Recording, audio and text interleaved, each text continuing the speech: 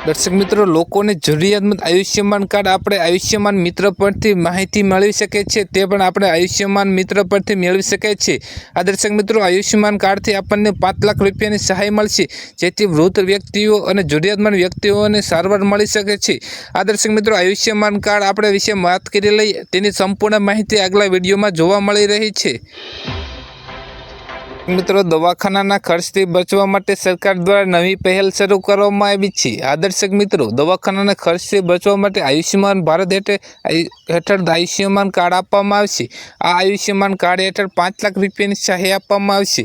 જો દર્શક મિત્રો, આપણે આયુષ્યમાન કાર્ડ વિશે સંપૂર્ણ માહિતી વિશે વાત કરી લઈએ તો જાણી લઈએ કે આયુષ્યમાન કાર્ડ કેવી રીતે મળવાપાત્ર છે, તો તેના પૈસા પણ કેવી રીતે આપણને મળશે। તો જીવનનો ખૂબ જ મહત્વપૂર્ણ ભાગ, જો કોઈનું સ્વાસ્થ્ય બગડે તો સારવાર પર ઘણા પૈસાનો ખર્ચ થાય છે, તો તેના બચવા માટે સરકાર દ્વારા નવી સહાય યોજના શરૂ કરી છે। દર વર્ષે સરકારના આવા લોકોની મદદ કરે છે। સારવાર મેળવી શકે છે। પ્રધાનમંત્રી આયુષ્યમાન યોજના હેઠળ 5 લાખ રૂપિયા સુધીની મફત સારવાર મળવાની પરિવાર માટે છે।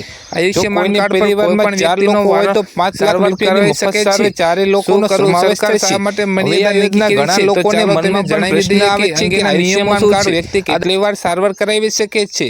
આ દર્શક મિત્રો, આમાં કોઈ પણ મર્યાદા નક્કી કરવામાં આવી નથી। જો તે 5 લાખ રૂપિયાની મર્યાદા ઓળંગે નહીં ત્યાં સુધી ગમે તેટલી વાર સારવાર કરાવી શકે છે। જો 5 લાખ રૂપિયાની મર્યાદા ઓળંગી જાય તો મફત સારવાર મેળવી શકે છે। મર્યાદામાં ગમે તેટલી વાર સારવાર મેળવી શકાય છે।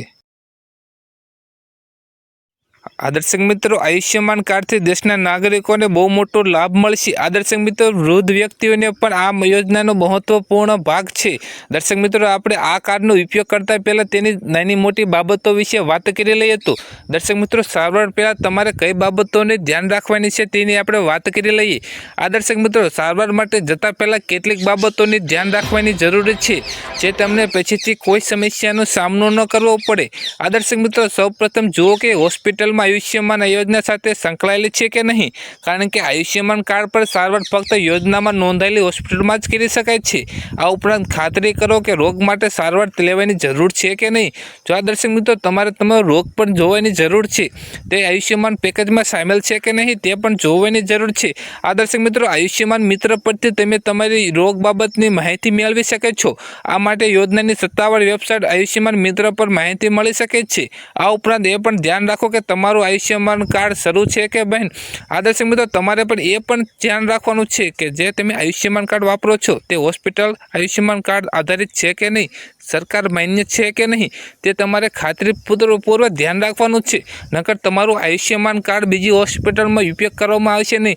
જો તમે ધ્યાન નહીં રાખો તો તમારે આ યોજનાનો લાભ મળી શકશે નહીં।